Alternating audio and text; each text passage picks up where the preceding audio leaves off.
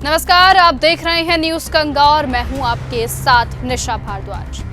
प्रयागराज का महाकुंभ एक ऐसा धार्मिक आयोजन जहां लाखों श्रद्धालु अपने विश्वास और आस्था के साथ जुटते हैं, लेकिन इस बार महाकुंभ में ऐसी घटनाएं सामने आ रही हैं जिसने न केवल सबको हैरान किया है बल्कि ये सवाल भी खड़ा कर दिया है कि क्या इस मेले में बच्चों का शोषण हो रहा है। ये बच्ची जो सिर्फ 9 साल की है, महाकुंभ के मेले में एक साधु के पास बैठी हुई दिखाई दे रही है। उसकी मासूमियत में कुछ भी खास नहीं दिख रहा है, बल्कि ऐसा लगता है कि जैसे वो अपने होशो आवास में ही नहीं है। ऐसा लगता है जैसे कि वो किसी स्थिति को समझने के लिए तैयार ही नहीं है। वो सिर्फ एक बुत की तरह बैठी हुई है। क्या ये बच्ची खुद के बारे में निर्णय लेने की स्थिति में है? क्या उसे धर्म के नाम पर एक साध्वी बनाने की प्रक्रिया में धकेला जा रहा है, या सिर्फ उसे एक शो पीस के रूप में इस्तेमाल किया जा रहा है? ये सिर्फ एक धार्मिक अनुभव नहीं बल्कि एक गहरा व्यापार बन चुका है। बच्चों को धर्म के नाम पर इस्तेमाल करना, उन्हें केवल एक वस्तु के रूप में देखना, ये धर्म का हनन है। और इस भव्य महाकुंभ में एक नहीं बहुत सारे मामले ऐसे अब तक सामने आ चुके हैं और इस भव्य महाकुंभ में ये एक बहुत बड़ा खतरा बन चुका है। बच्चों को इस तरह से इस्तेमाल किया जाता है तो वो न केवल उनका शोषण है बल्कि हमारे समाज की बुरी दिशा भी है।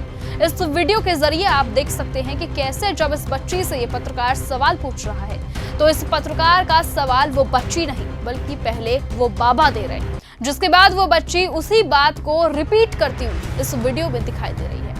आपको बताएं कि जब इस पत्रकार ने इस बाबा से ये सवाल किया कि इस बच्ची को उन्होंने उनके माता पिता से लिया है, क्या इसकी लिखा पढ़ी हुई है, तो इसके सवाल में उस बाबा ने कहा कि हाँ, इस चीज की लिखा पढ़ी हुई है।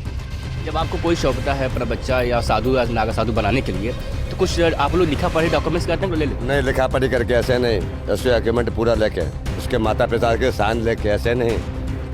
जब तक माता पिता के साइन नहीं होंगे हमारे पास तब तक हम किसी के बच्चा नहीं ले सकते।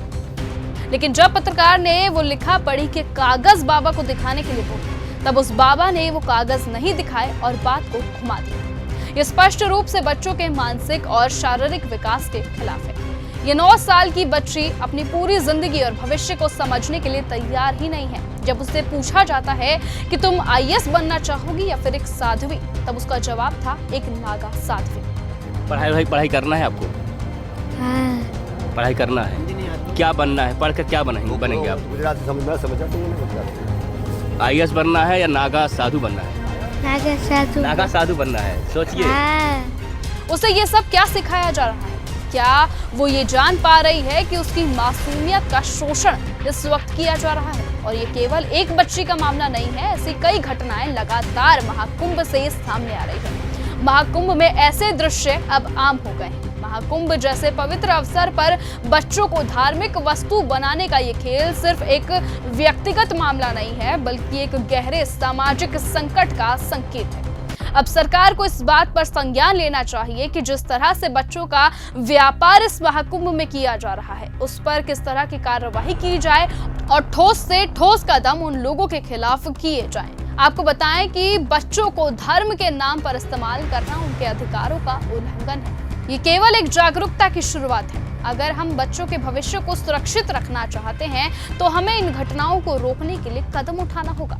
जिस तरीके से आपने हमारी पिछली वीडियो में भी देखा कि किस तरह से एक बच्ची का व्यापार किया जा रहा था महाकुंभ मेले में, जिसके बाद पुलिस ने उस बच्ची को अपने अंडर लेकर उसके माता पिता की पहचान करनी शुरू कर दी थी। ये केवल ये 2 मामले नहीं है, इस तरह के काफी मामले इस वक्त महाकुंभ से निकलकर सामने आ रहे हैं। हम इस तरह की पूरी खबरों पर अपनी नजर बनाए रखेंगे और आप इस बारे में क्या कहेंगे हमें कमेंट सेक्शन में जरूर बताएं। और ऐसे ही लेटेस्ट अपडेट्स और खबरों के लिए आप बने रहें और देखते रहे चैनल न्यूज गंगा। नमस्कार।